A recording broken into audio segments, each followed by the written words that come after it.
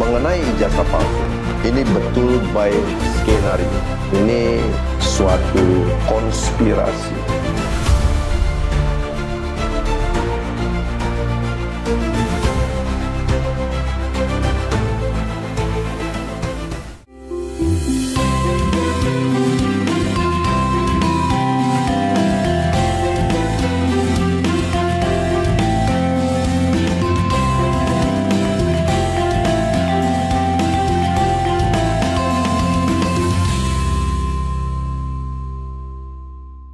Assalamualaikum warahmatullahi wabarakatuh. Salam sejahtera, semangat. Kita ketemu lagi dengan Bincang Lepas. Dan hari ini kita kedatangan tamu sangat menarik, ya, sangat menarik. Karena saya udah pantau TikToknya beberapa bulan ini. Begitu banyak yang lihat, ya, begitu responsif terhadap kondisi sosial politik dan ekonomi Indonesia, dan itu berasal dari seorang pengusaha. Isunya yang akan kita angkat memang isu politik, ya, isu politik hukum. Tetapi saya nggak mau ngundang ahli hukum ke sini, nggak mau ngundang politisi ke sini, karena kalau kita ngundang ahli hukum, pendapatnya macam-macam. Ya, 10 ahli hukum yang kita undang, pendapatnya mungkin 15 gitu ya. Kalau kita ngundang politisi ke sini, udah jelas partisan, ya. Sekarang kita mengundang seorang pengusaha, ya, yang care dengan kehidupan sosial, politik, dan ekonomi, tetap profesional sebagai seorang pengusaha, Bang Tendi Irianto, SE. Ya. Seorang pengusaha yang, ya, kalau saya bilang, bukan hanya sekedar pengusaha yang concern di bidang usahanya, tetapi juga dari konten-konten selama ini yang dia buat, itu banyak memberikan motivasi kepada kita, ya, motivasi kepada mungkin wirausaha muda, calon-calon pengusaha, ya, memberikan ruang bagi masa depan anak-anak Indonesia. Nah, Bang Tendi Irianto, kita hari ini, selamat siang dulu Bang Tendi. Ya, selamat siang. Ya. Ya, alhamdulillah. Ya, usia bertambah tapi masih makin segar ini. Ya. Apa rahasianya? Apa kopi ini rahasianya? Kalau gitu kita kayak kita kopi dulu, ya. Sepertinya kopi ini yang menjadi resep Bang Tendi ini untuk tetap awet muda. Apa stem cell, Bang? Enggak. Ya, kalau suplemen sih faktornya cuma sekedar pendukung aja. Tapi yang nomor satu kan pikiran. Oh, pikiran. Ya, bagaimana Anda mengarahkan pikiran ke masa depan? Karena banyak orang yang usianya seperti saya, pikirannya ke masa lalu. Ya. Ya, padahal kita harusnya seperti naik mobil. Kaca spionnya makin kecil. Ya. Ya kan? Kita melihatnya ke depan makin lebar. Ini terbalik. Kaca spionnya dibikin besar. Jadi ngelihatnya masa lalu, waktu masih hebat. Ya. Dulu hebat, sekarang kan kagak. Iya. Ya. Ya, jadi mengarahkan fokus ke masa depan. Agak aneh juga, Bang. Biasanya kan kalau yang berumur seperti kita ini selalu bicara masa lalu, ya enggak? Ya. Membuat sejarah di masa lalu. Ya. Itu yang selalu diprotes oleh anak-anak muda sekarang. Wah, kalau anak-anak saya gitu, wah, ya hanya mikir masa lalu mulu. Pikir masa depan. Tapi kita ketemu Bang Tendi dengan usia yang ya cukup senior, tapi berpikir masa depan. Ya. Saya kira itu motivasi lah buat kita Bung semua, motivasi buat bangsa ini. Yeah. Bang Tendi, semenjak kapan Bang Tendi itu aktif di sosial media? Karena saya lihat ini termasuk produktif juga nih konten-kontennya, dan saya suka segernya itu, segar, berani gitu ya, tanpa tedeng aling-aling, maki yang maki, ya, memuji yang memuji gitu. Sejak kapan, Bang? Ya, sebenarnya saya tuh tiba-tiba sadar sekarang jadi penggiat sosmed dan menjadi TikToker. Ya. Itu sejak sebelum Pilpres. Pada masa-masa sebelum kampanye dimulai, saya melihat ada kecenderungan masyarakat ini dipengaruhi oleh banyak hal. Ya, saya melihat ada hal-hal yang negatif dan saya merasa terpanggil untuk speak up dengan tujuan bukan melulu untuk popularitas. Tetapi saya ingin mengedukasi masyarakat agar masyarakat paham bahwa beginilah seharusnya menyikapi keadaan-keadaan. Yeah.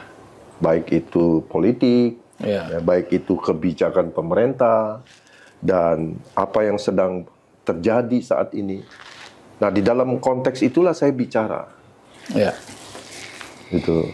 Jadi saya juga terkejut ketika saya ngomong apa adanya dan ternyata itu disukai oleh netizen. Dan saya dituntut untuk terus membuat konten karena ada DM yang begitu banyak yang masuk. Coba bicara tentang tema ini, coba bicara tentang isu ini, begitu. Jadi saya sebetulnya digerakkan oleh sesuatu yang saya tidak bisa lihat, tetapi ada, yaitu netizen. Dan ternyata ini memberikan satu dorongan, menstimulasi pikiran saya, semangat hidup saya menjadi lebih semarak begitu. Jadi buat saya menjadi TikToker itu adalah sebuah refreshing, suatu penyegaran. Ketika saya lagi capek mau tidur, begitu bikin konten, saya bikin konten, segar lagi. Kemudian saya bangun tidur untuk mendorong semangat di pagi hari, saya bikin konten. Gitu. Nah, itulah kira-kira ceritanya. Oke, kita masuk ke tema ini, Bang. Jadi saya tuh agak terganggu. Kita tisu ya. Dan saya ingin sebuah kepastian atau sebuah jawaban lah gitu ya. Ini akhir-akhir ini sebenarnya saya dalam banyak grup teman-teman saya selalu bilang, ngapain kita ngomong soal ijazah palsu? Ya, ini adalah pembicaraan yang tidak produktif. Saya selalu katakan itu. Ngomong ijazah palsu, perkaranya sudah berulang-ulang dan nggak ada penting-pentingnya untuk ke depan, kan? Nggak ada keperluan untuk ke depan. Itu 1 bulan yang lalu, Bang. Saya ngomong itu di banyak grup-grup yang saya masuk di dalamnya. Tapi saya lihat ini lalu lintasnya tambah lama, tambah hari tambah rame, tambah hari tambah rame. Mau tidak mau ya kita urun rembuk juga soal ini. Nah, ada satu pertanyaan publik ini. Ya mungkin publik yang dalam tanda kutip hater lah gitu ya. Dia bilang begini, Bang. Ini soal ijazah palsunya Pak Jokowi ini, isu tentang ijazah palsunya Pak Jokowi ini menyebabkan target pertumbuhan ekonomi kita 8% itu tidak tercapai. Nah, saya bilang ini pendapat yang mengada-ada atau memang ada relevansinya ke sana. Nah, kita mesti jawab itu ya. Kita mesti jawab itu supaya tidak berkembang. Nanti berkembangnya terlalu jauh. Misalnya pertumbuhan ekonomi tidak tercapai gara-gara ijazah palsu. Pemerataan tidak tercapai gara-gara ijazah palsu. Kemudian pengangguran tambah banyak, PHK tambah banyak gara-gara ijazah palsu. Dan pada akhirnya nanti, wah bangsa ini, negara ini, misalnya urutan sekian, prestasinya urutan sekian di bawah dibanding negara-negara Asia Tenggara, gara-gara ijazah palsu juga. Ya. Jadi ini sebenarnya gimana? Dalam perspektif Abang yang seorang pengusaha, Bang Tendi ini pengusaha, kalau saya bilang raja mall, ya saya bilang raja mall. Rajanya industri industri retail. Nah, kan gitu Bang ya. Rajanya industri retail. Jadi di industri retail ini itu kan terasa banget ya. Kalau misalnya pertumbuhan ekonomi itu bagus, itu retail kita itu maju, retail kita itu semarak gitu ya. Tapi kalau misalnya ekonominya melesu, itu kerasa banget itu di bidang ini. Nah, oleh sebab itu saya ingin perspektif Bang Tendi ini, ya. Kira-kira benar nggak tuduhan bahwa kasus ijazah palsu ini yang bikin heboh bangsa kita dalam 1 bulan ini menyebabkan ekonomi kita terhambat, atau pertumbuhan ekonomi kita nggak akan tercapai 8%, atau menyebabkan energi bangsa ini terbuang sia-sia gara membicarakan hal yang tidak penting. Dalam perspektif Abang yang komprehensif gimana, Bang? Ya, ini ternyata ente bahas beberapa hal, tidak cuma ijazah palsu. Jadi tadi bicara tentang ekonomi, keadaan, ya kaitannya dengan ijazah palsu dan adanya polemik. Saya sebutnya polemik karena terus menjadi perdebatan, debatable, apakah benar ijazah itu palsu, apakah benar ijazah itu asli. Kita jangan masuk ke benar asli palsunya dulu, Bang. Ya. Ini soal saya ingin menceritakan sebuah ilustrasi. Mudah-mudahan ini dipahami oleh netizen. Pada satu hari di sebuah negeri yang dipimpin oleh seorang raja, raja yang bijaksana, rakyat yang berjumlah hampir 300 juta. Kemudian pada satu malam, seorang nenek-nenek sihir datang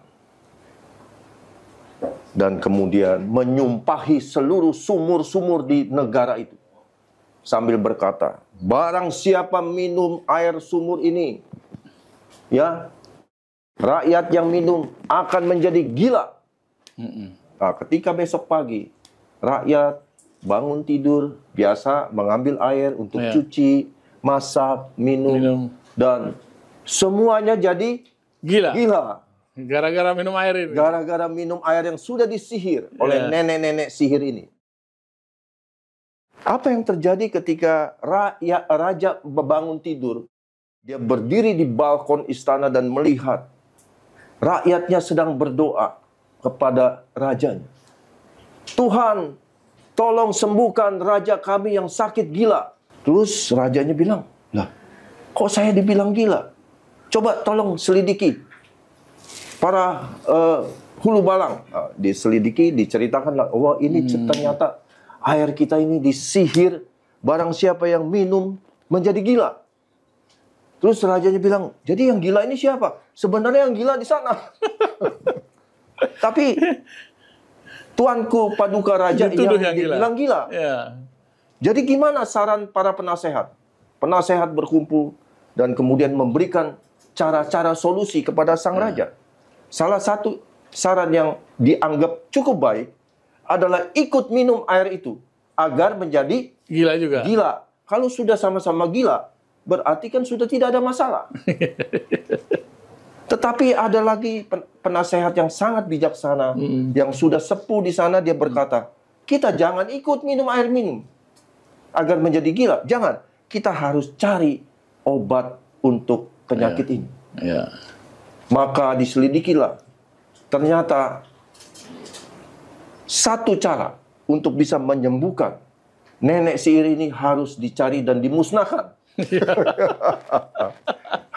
Nah, ini sebuah analogi bagaimana kebanyakan masyarakat ini tidak memahami bahwa gara-gara satu orang bisa rakyat bisa jadi kebingungan. Yang mana yang gila? Kamu apa saya? Saya yang benar apa yang kamu yang benar? Nah, keadaan ini memang sangat membingungkan. Nah, saya bisa katakan bahwa rakyat Indonesia mirip seperti itu. Saya kan belum ceritakan tentang topik ijazahnya. Siapa nenek sihirnya ini? Nenek sihirnya ini siapa? Kita dalam acara ini kita jangan menyebut nama. Jadi kita hanya menyebut seorang nenek sihir. Biarlah pemirsa yang mencari. Tapi apa sih hubungan hubungan isu politik yang ramai seperti ini pada pertumbuhan ekonomi? Kan nggak ada hubungannya. Sudah pasti ada. Secara langsung maupun tidak langsung. Memang kita tahu bahwa global ekonomi, politik memang sedang ada masalah. Secara global, perang dagang antara China dengan Amerika itu mempengaruhi sangat. Ya, barang-barang yang tadinya barang-barang terutama barang-barang import yang dari China, Amerika yang tadinya murah sekarang jadi mahal. Ya.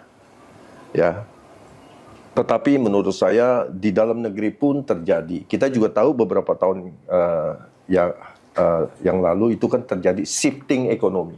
Yang tadinya transaksi itu offline, langsung bertatap muka pedagang dengan pembeli, sekarang sebagian besar online.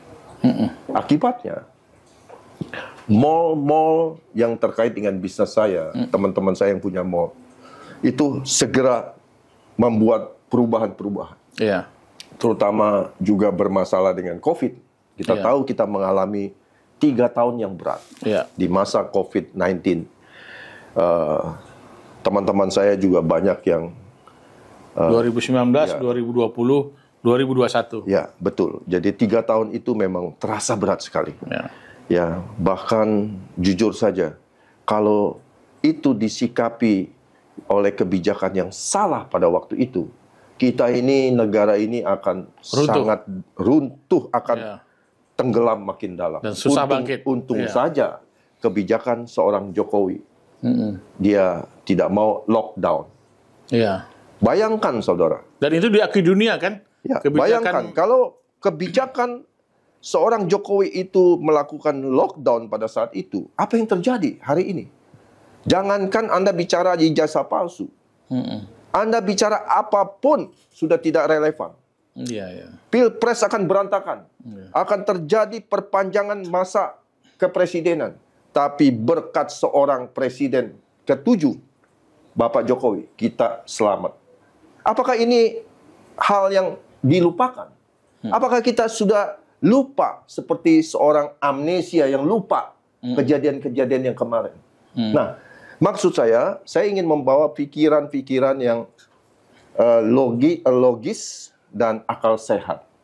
Bahwa kita tidak bisa pungkiri. Bahkan seorang Prabowo sendiri mengatakan, hanya orang yang tidak punya akal pikiran dan hati nurani yang tidak bisa mengakui seorang Jokowi sudah berhasil selama 2 periode. Itu fakta. Ya kan? Jadi kalau hari ini, menurut saya, isu-isu yang masih berkisar di sekitar para haters, ya, yang nggak tahu jumlahnya berapa, saya perkirakan mungkin 20%. Ya. Dan itu bukan angka yang sedikit sebetulnya. Karena kita bayangkan, kalau isu ijazah palsu ini terus berlanjut, yang membuat kegalauan dan menimbulkan satu kekhawatiran, yang akhirnya akan menimbulkan efek domino terhadap investasi asing. Kita begitu banyak sekali masalah-masalah kita lihat. Premanisasi yang muncul, ya, legal standing daripada banyak usaha-usaha yang masih bermasalah. Kita lihat, belum lagi masalah-masalah korupsi, keamanan, ya, politik dalam negeri yang sebenarnya ini sudah berkali-kali dibicarakan oleh Bapak Prabowo, bahwa kalau negara ini gaduh terus, bagaimana mungkin kita bisa menghadapi tantangan masa depan? Itu yang paling penting. Dan saya juga nggak tahu kenapa kok ada segelintir, ya. Kenapa saya katakan segelintir? Karena jumlahnya tidak lebih dari 1.000 orang.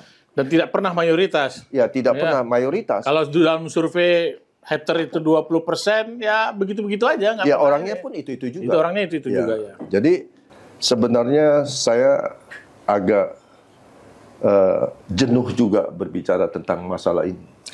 Gitu. Tetapi kita harus membahasnya agar masyarakat tidak kebingungan. Ini kan sekarang masyarakat bingung. Akhirnya kalau kita bicara sesuatu yang tidak benar dikatakan terus, ya, berulang-ulang, dan masyarakat melihat, akhirnya yang tidak percaya pun jadi percaya. Sesuatu hal yang tidak benar akhirnya menjadi kebenaran. Begitu. Dicocokin terus ya kan. Ya. Itu lama-lama orang pikir wah ini benar gitu ya. Ya, betul. Nah, itulah yang terjadi. Ya. Seperti itu di masyarakat. Kita masuk ke inti masalahnya ya, soal ijazah palsu tadi. Ya, walaupun tidak ada hubungan langsung antara isu yang menyebabkan tidak stabilnya politik dalam negeri itu terhadap pertumbuhan ekonomi kita atau perkembangan ekonomi kita, tetapi fakta mengatakan bahwa untuk kita bisa membangun dengan baik, untuk kita bisa memikirkan bagaimana cara membangun infrastruktur, misalnya membangun politik ekonomi, membangun sumber daya manusia, ya presiden beserta kabinetnya membutuhkan sebuah stabilitas, ya stabilitas. Jadi tidak macam-macam isunya, ya. Dan itu ya terbukti di banyak negara juga memerlukan stabilitas politik, ya. Di mana negara yang stabilitas politik dalam negerinya itu tidak aman, ya, tidak stabil, maka pasti pemerintah dalam rangka untuk membangun ekonominya akan terganggu, ya. Tetap akan ada hubungannya, ya, walaupun tidak ada hubungan langsung.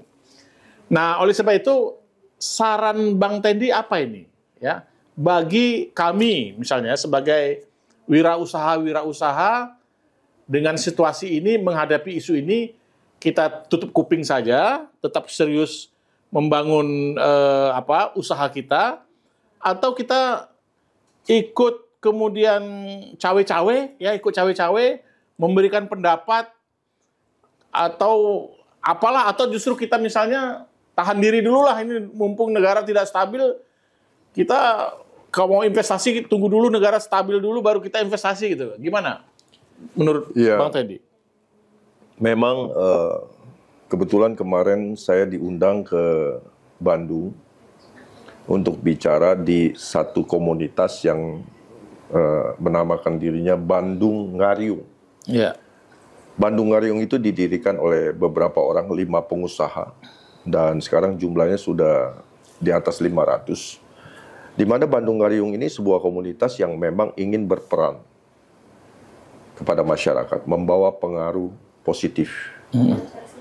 Dan pada saat acara kemarin itu, saya diminta berpendapat tentang politik, bisnis, dan sebagainya. Mungkin netizen perlu tahu juga bahwa memang keadaan politik itu kalau tidak stabil, keamanan secara domestik ini sangat mempengaruhi dunia usaha. Investasi mungkin akan sementara dipending dulu, lihat situasi. Saya bertemu beberapa itu udah karakter dunia usaha gitu ya. Begitu keadaan tidak stabil, secara naturalnya, secara nature, pengusaha itu tidak mungkin mau investasi keluarin uang dari kocek dia untuk sebuah investasi yang bakalan jadi masalah. Karena situasi politik keamanan. Jadi sangat berkorelasi sekali situasi politik. Nah, sekarang pertanyaannya, apakah politisi tahu bahwa situasi keadaan yang kondusif di politik itu sangat mempengaruhi dengan sistem ekonomi dan akhirnya ke dunia usaha. Kita harus mengambil suatu contoh negara yang saat ini yang paling sangat amat bisa dibanggakan hari ini, yaitu Tiongkok. Pelajaran apa yang bisa kita ambil dari Tiongkok, Bang? Ya, kalau di Tiongkok saya bisa lihat, saya mendapatkan laporan-laporan nyata di lapangan bahwa kalau pengusaha swasta di lokal di Tiongkok untuk berbisnis, apakah itu startup atau ada ide atau proposal, dia langsung ke pemerintah dan diberikan fasilitas pinjaman. Kemudian lahan pun dikasih gratis. Dapat tax holiday untuk berusaha berapa tahun, 5 tahun. Dengan artinya peluang itu sungguh-sungguh diberikan oleh pemerintah, ya, tanpa adanya urusan campur tangan dengan politik. Politisi sana nggak bisa macam-macam? Nggak, politik dengan pemerintahan itu sangat bisnis itu tidak ada hubungan. Ya. Ya. Jadi kita bisa melihat kalau hari ini Tiongkok luar biasa bisa memberikan kesejahteraan bagi rakyatnya. Begitu mudahnya berusaha dan sekalipun kompetisi di domestik begitu besar, tapi mereka mampu melakukan itu. Nah, sementara di Indonesia, bahkan contohnya saya sendiri mengalami, mau berusaha, mau cari pinjaman bank saja dengan prospek bisnis saya yang begitu sudah diuji, sudah dianalisa bagus, susahnya setengah mati, dan tidak mudah. Akhirnya saya harus berhubungan dengan orang-orang yang memberikan suatu kondisi yang tidak baik buat saya. Artinya saya harus membagi keuntungan, sebagian besar keuntungan saya harus berikan. Baru saya bisa jalan. Begitu. Nah, inilah keadaan-keadaan. Bahkan ngurus izin saja, kepastian hukum saja, itu sulit untuk didapatkan bagi pengusaha lokal Indonesia. Yang saat ini, saya tidak perlu bahas di dalam saat ini, betapa sulitnya saya mengatasi situasi-situasi. Saya dididik dan dibesarkan di bangsa ini. Saya mengalami begitu banyak hal. Sampai saya katakan, betapa susah cari orang yang benar-benar melayani, pejabat yang sungguh-sungguh melayani bagi bangsa ini. Kalau statement-statement politisi-politisi itu terhadap dunia usaha, ada pengaruhnya? Saya katakan, politisi hari ini tidak dipercaya oleh rakyat. Bangsa ini sudah belajar. Kalau politisi itu berbicara, hanya retorika saja. Rakyat itu dihampiri ketika saat kampanye. Ketika kampanye usai, dia duduk, dia lupa dengan apa yang dia ngomong. Ketika dia berkuasa, bahkan pejabat-pejabat, kepala-kepala daerah, bukan dia berpikir apa yang bisa kuberikan bagi bangsa ini dari diriku. Tidak, begitu dia duduk, apa yang bisa kuambil dari jabatan saya untuk diri saya dan kelompok saya. Itu fakta yang sangat ironi. Inilah fakta. Kalau di Tiongkok nggak ada komentar-komentar aneh dari politisi gitu. Pejabat coba, katakanlah seorang camat di Tiongkok sana mau coba mengambil kesempatan, katakanlah 100 juta, itu sudah dihukum mati.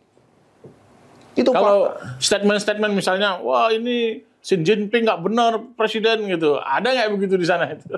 Ya tidak ada. Di sana itu, ya, pemimpin itu sungguh-sungguh sangat dihormati dan aturannya jelas.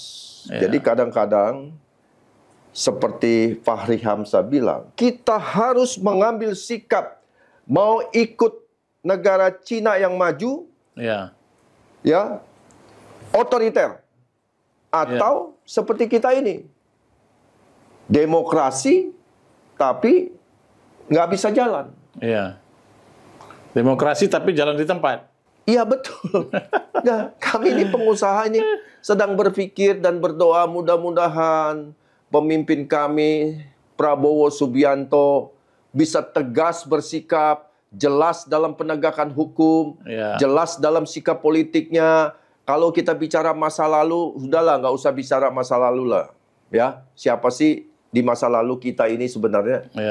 Ya, siapakah sih seorang manusia di Indonesia ini yang nggak pernah berbuat salah? Tolong sebutkan, ya. Jangan angkat tangan di depan kita lah. Udah angkat tangannya di belakang aja.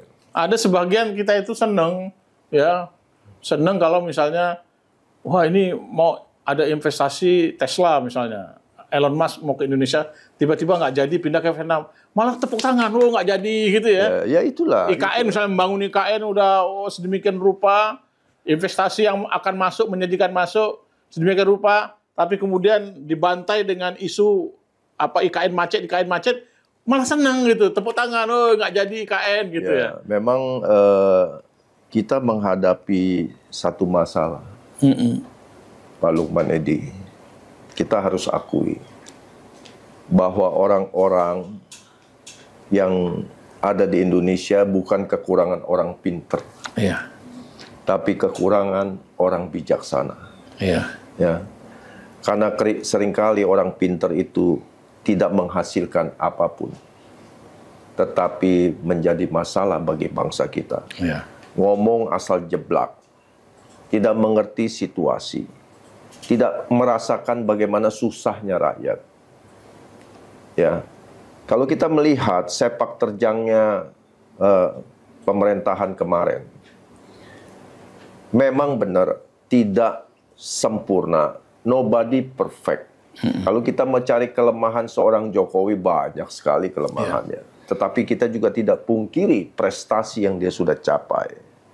Ya, saya ketemu banyaklah direksi-direksi BUMN yang hari ini mengeluh situasi keuangannya dan sebagainya karena penugasan yang kemarin.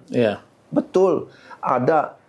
Ya, tapi bukankah semua aspek di pemerintahan, milik pemerintah, boleh dipakai untuk tujuan besar, yaitu kemakmuran bangsa. Jadi kalau hari ini ada masalah, ya sudah.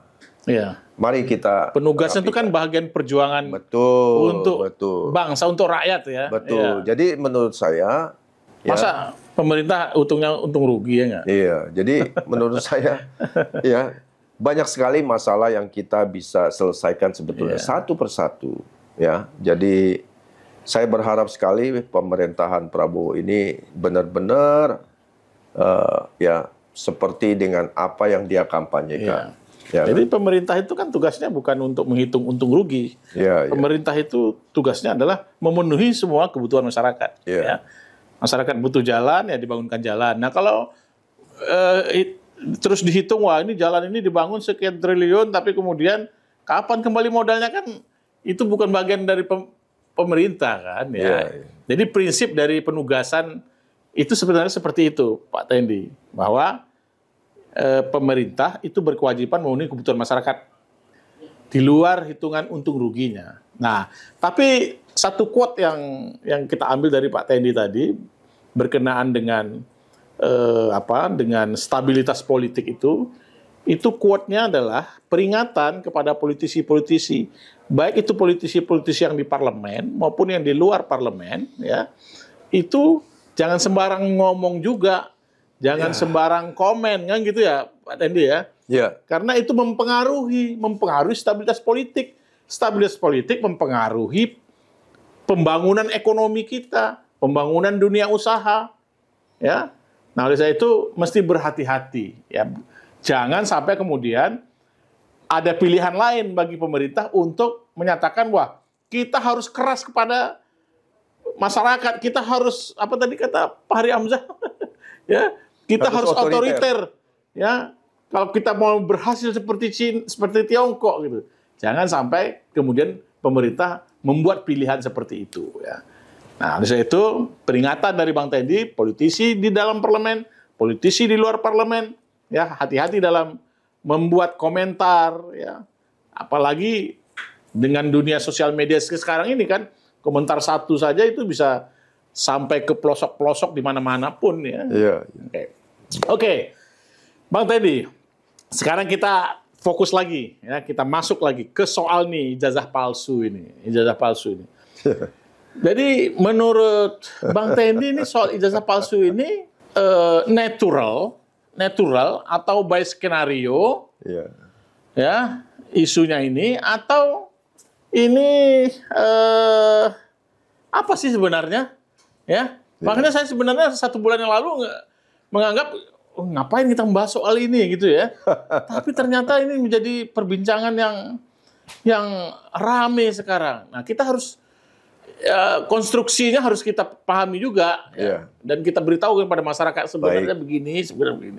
Jadi menurut Bang Tendi apa ini? Natural kah? Saya disclaimer dulu ya. Ya, silakan. Bahwa ini adalah pendapat pribadi saya. Ya. Betul ya? Jadi saya bukan partisan, saya bukan buzzer Jokowi. Ya.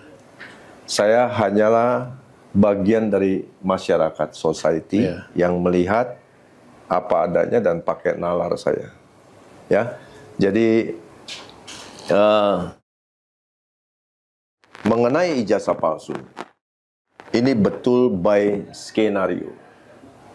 Ini suatu konspirasi. Konspirasi jahat? Sudah pasti. Pasti ya. Kalau sesuatu yang tidak mendatangkan kemaslahatan buat masyarakat dan membawa keadaan menjadi lebih baik dan selalu membuat gaduh, menurut saya ini adalah hal-hal yang tidak baik untuk diteruskan. Ya.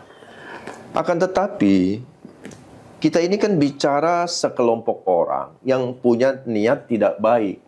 Ya. Ya, saya tidak menyebutkan nama, saya tidak menyebutkan kelompok atau partai. Tetapi saya bisa melihat dengan kasat mata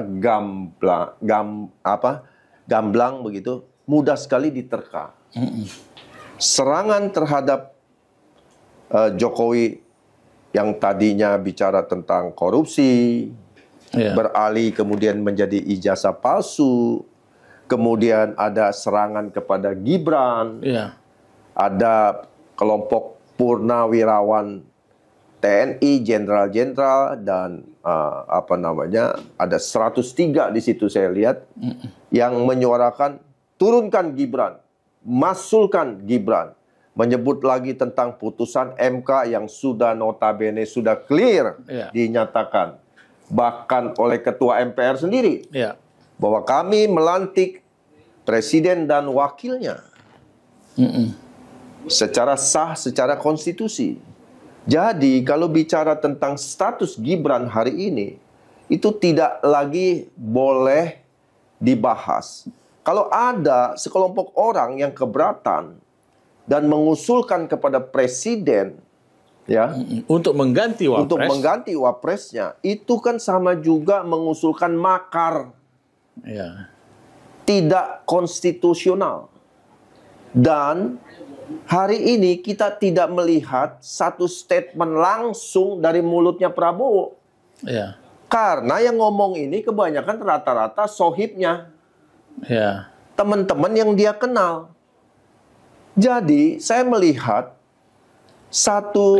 teman-teman yang dia kenal, tapi jejak langkah politiknya selama ini tidak mendukung Prabowo. Betul. Jadi kalau menurut saya, kenal tapi penumpang tengah jalan. Jadi kalau saya lihat sih, mohon maaf ya, saya melihat orang barisan sakit hati ini, tidak akan pernah habis atau berhenti sampai kiamat pun. Jadi kita akan mendengar ini terus-menerus. Padahal kalau dalam politik itu, Bang Tendi, nggak boleh kita tuh benci sebenci-bencinya. Nggak boleh juga kita tuh suka-sukanya. Betul. Itu kan ajaran agama kita. Tapi kalau kita bicara pribadi, secara logika politik, betul. Tidak ada kebencian atau suka. Yang ada adalah kepentingan. Betul kan? Tetapi kita melihat, seorang ketua umum partai terbesar di Indonesia, saya bisa katakan Ibu Megawati, ketika dia bermasalah dengan seseorang, katakanlah SBY, sampai hari ini 20 tahun sudah berlangsung, apa pernah ada pembicaraan? Apa ada rekonsiliasi? Tidak ada. Kemudian hari ini Megawati bermasalah dengan Pak Jokowi karena merasa dihianati. Sudah berjalan 10 mau 11 tahun. Hubungan yang mesra tiba-tiba dalam Pilpres berseberangan. Merasa dihianati. Saya percaya sampai kiamat pun Ibu Megawati akan terus membenci seorang Jokowi. Tidak ada itu kata rekonsiliasi. Keinginan untuk berrekonsiliasi dengan Pak Prabowo itu karena kepentingan eksistensi Partai PDIP. Karena ada kekhawatiran kalau berseberangan dengan Prabowo bahwa akan mengganggu stabilitas partainya. Itu fakta. lebih besar rasa takutnya daripada egonya. Khusus untuk Pak Prabowo. Itu fakta. Jadi kalau kita bicara soal kepentingan, PDIP punya kepentingan. Ya, dan dia tidak terbiasa untuk beroposisi begitu, ya, kecuali pada saat masa SBY kan? Ya kan? Tetapi setelah menikmati suatu keadaan yang nyaman selama 2 periode Pak Jokowi, tiba-tiba tidak ada lagi orangnya yang dipakai, ditaruh di tempat, ya kan, untuk menghasilkan penghasilan yang bisa mendukung partai politik. Kita juga tahu untuk membiayai sebuah partai politik tidak murah. Ya, bahkan konon saya dengar lebih dari 1 triliun untuk membiayai 1 tahun beroperasinya sebuah partai politik. Jadi kalau saya lihat hari ini kita juga dengar ada sayembara 16 miliar yang dinyatakan oleh pengacara alim ulama Bapak Egy Sujana. Ya. Ini bukan hoak. Ini adalah rekam jejak yang kita dengar, kita rasakan. Jadi kalau ini by skenario, ada sekelompok orang atau segolongan orang, entah itu golongan partisan ataupun golongan yang non partisan, tapi segolongan orang yang menskenario isu tentang ijazah palsu. Ini targetnya apa sih mereka ini? Baik. Saya sudah ngamati dan saya mengambil kesimpulan bahwa isu ijazah palsu, pemakzulan Gibran ini hanya sasaran antara. Mereka tahu bahwa memakzulkan seorang Pak Wakil Presiden itu tidak mungkin. Oh, tidak mungkin. Ya. Kita juga tahu. Konstitusi sudah mengatur. Pasca amandemen Undang-Undang Dasar 1945, boleh dikatakan hampir tidak memungkinkan untuk memakzulkan seorang presiden. Jadi saya mungkin menginformasikan juga gitu ya. Jadi perubahan atau amandemen Undang-Undang Dasar 1945 ini, 1945, tentang pasal tentang pemakzulan itu yang semakin dikecilkan kemungkinan untuk memakzulkan presiden itu belajar dari ketika kita memakzulkan Gus Dur. Ya. Setelah Gus Dur dimakzulkan, itu menjadi pelajaran terbaik bagi bangsa, dan DPR, MPR pada itu melakukan perubahan terhadap substansi pemakzulan seorang presiden. Ya, jangan sampai terjadi lagi lah gitu ya, pemakzulan yang tidak ada bukti pada akhirnya itu Gus Dur itu menyalahi hukum misalnya, kemudian secara politik dimakzulkan, itu tidak memungkinkan lagi. Jadi memang kita ini menghadapi orang-orang yang... Berarti kelompok ini sebenarnya tahu bahwa ini nggak mungkin. Tahu. Berarti targetnya tidak di situ sebenarnya ya. Ya, ini kan dikumpulin orang yang memang merasa dia mampu dan bisa. Ini kan kita menghadapi kelompok orang-orang yang sudah agak pikun. Sudah agak pikun. Karena umurnya udah 70-an. Seperti usia saya. Ya kan, cuma karena kurang kerjaan, tidak ada aktivitas. Sudah banyak yang lupa.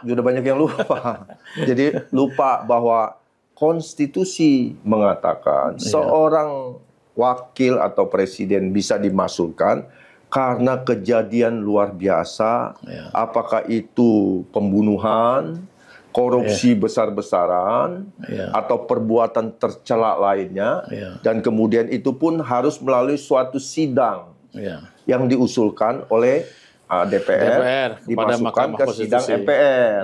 Itu pun juga keputusannya harus 70%, 3/4 dari seluruh fraksi. Kita juga tahu bahwa fraksi yang hari ini adalah Koalisi Indonesia Maju, ya kan? Di mana 80% sudah di kantong Bapak Prabowo. Jadi secara logika mereka ini tahu bahwa itu tidak mungkin. Yang penting bikin rusuh saja dulu. Bikin rusuh, Bikin racuni gaduh pikiran saja masyarakat. Ya. Itu yang saya lihat. Seakan bisa. Betul, itu tentang pemasulan. Sama saja Sami Mawon dengan urusan ijazah palsu. Iya kan? Iya.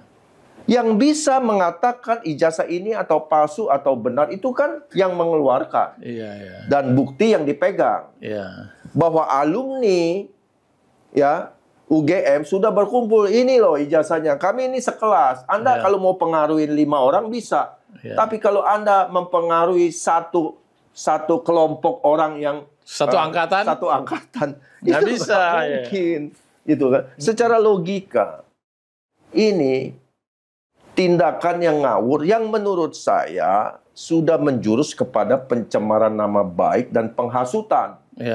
Saya setuju sekali bahwa Bapak Jokowi melaporkan kasus ini ke kepolisian. Dan kepolisian segera mengeluarkan hasil pemeriksaan itu dan menjadi kasus pidana yang bisa disidangkan agar rakyat Indonesia belajar bahwa kalau bicara ngomong palsu atau asli, Anda harus buktikan. Ya, kita lihat cuplikannya Anies. Kalau orang mau melaporkan sesuatu hal yang palsu, ya yang mengatakan palsunya dong yang membuktikan.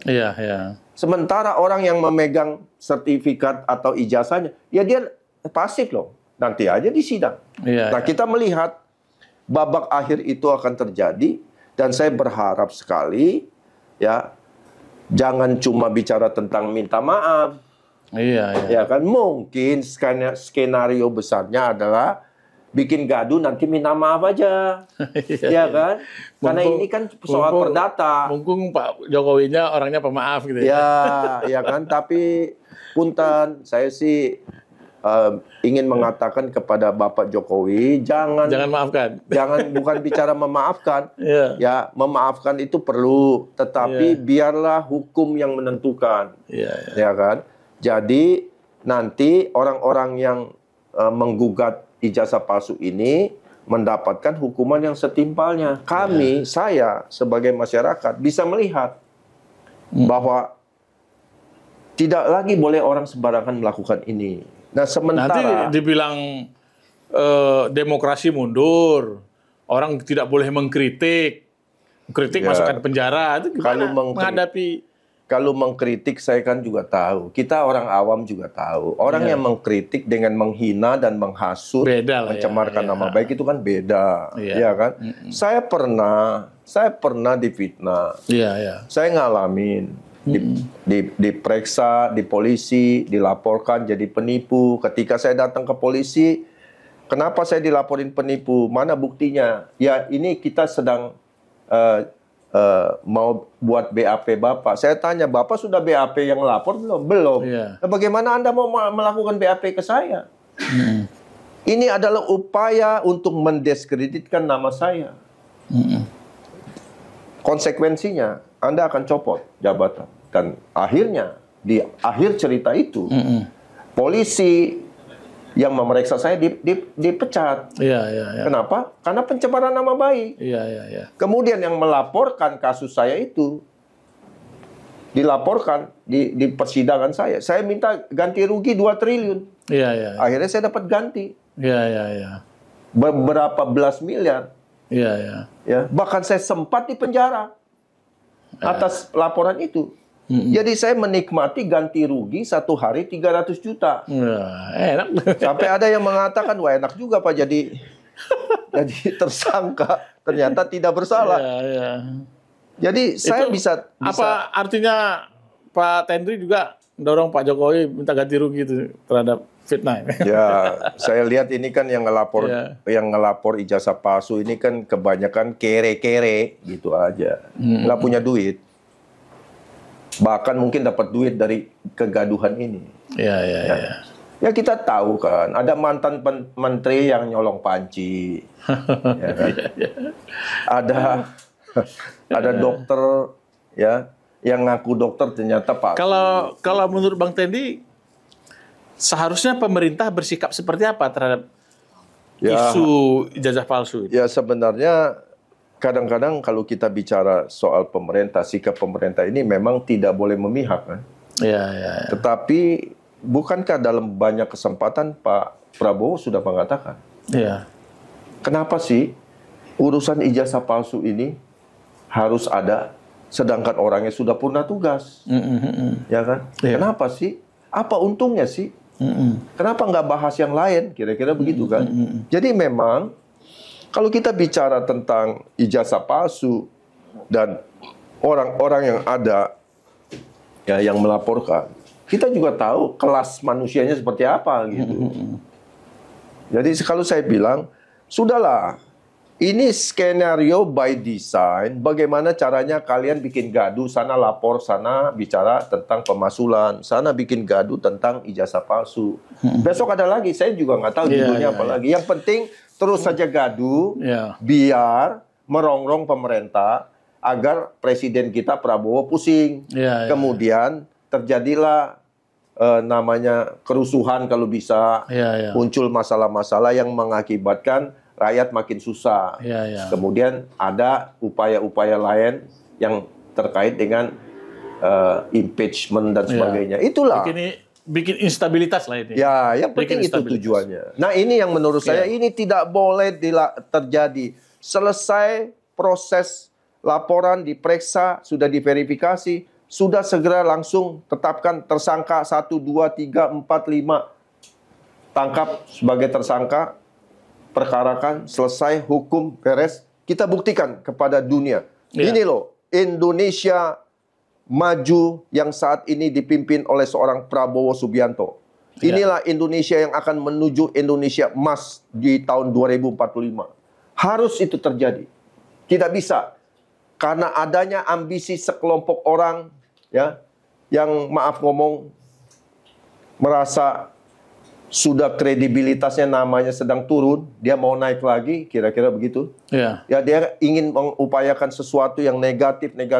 Di mana di dunia ini tercatat di dalam sejarah bahwa sebuah bangsa makin meningkat atau seorang itu bisa menjadi hebat dengan cara menjatuhkan orang. Di mana sejarahnya tercatat? Apakah mungkin ada di kitab-kitab? Tidak pernah ada. Orang itu hebat dengan cara menjatuhkan orang lain. Tidak ada. Saya katakan, nama baik selalu mencari jalannya sendiri ketika karakter kita bangun dengan kerja. Ya. Oke. Menarik. Ada reaksi pemerintah. Tadi sudah disampaikan oleh Bang Tendi, Pak Prabowo ya menyampaikan ya kekecewaannya juga melihat situasi kenapa kok ini berkembang sedemikian rupa, sangat tidak produktif lah gitu ya.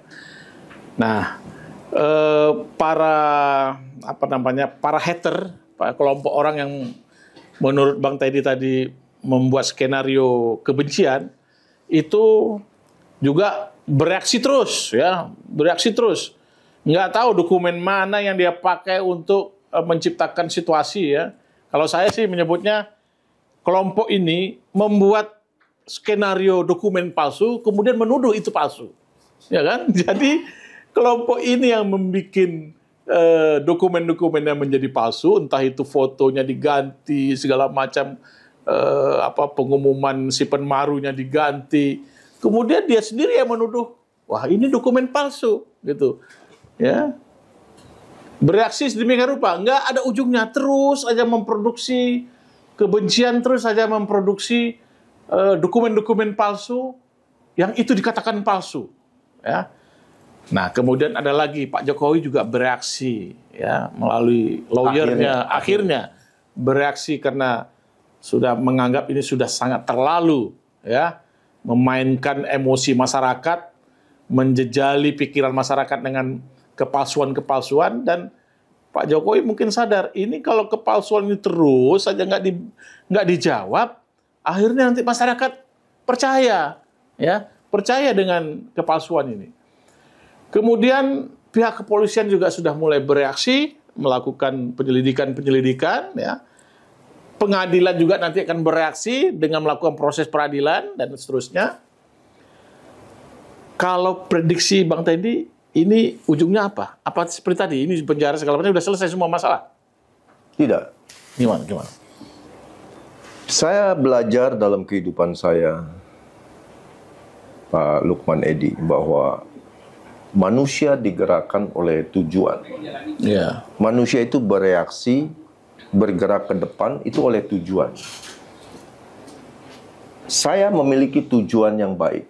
Yeah. Pak Lukman Edi memiliki cita-cita yang baik ke depan. Maka Bapak akan mengejar apa yang Bapak ingin capai. Yeah. Semangat itu muncul di situ. Nah, kalau kita bicara kelompok hater, kenapa akan terus ada sampai kiamat pun? Karena mereka memang digerakkan oleh pikiran dan tujuan yang negatif. Jadi, kalau Anda bicara dengan kelompok yang jenisnya berbeda, ya ada istilah, it's difficult to talk with turkeys, ayam kalkun. When you soar like eagle, ketika Anda memiliki pandangan seperti seekor Raja Wali, Anda sulit mengajak bicara ayam-ayam yang hanya ngorek-ngorek cacing. Karena Anda bagaikan Raja Wali, dia sementara ayam kalkun. Inilah keadaan yang sebenarnya. Mereka itu hanya bergerak untuk mengorek. Sama juga kita bicara tentang lalat dan lebah. Yang satu mencari bunga-bunga untuk menciptakan madu, yang satu mencari sampah untuk membuat penyakit. Itu perbedaan. Itulah tujuan setiap manusia. Jadi kalau Anda bilang kapan ini terhenti, tidak akan berhenti sampai kiamat pun, sampai mereka meninggal, kira-kira begitu. Ya, berarti ajakan Bang Teddy, kita jangan jadi lalat, jadilah lebah. Kita jangan jadi ayam kalkun, jadilah Raja Wali. Ya, itu nasihat Bang Teddy. Oke. Terakhir Bang Teddy, sebelum kita menutup bincang-bincang kita ini, ya. Apa harapan Bang Teddy?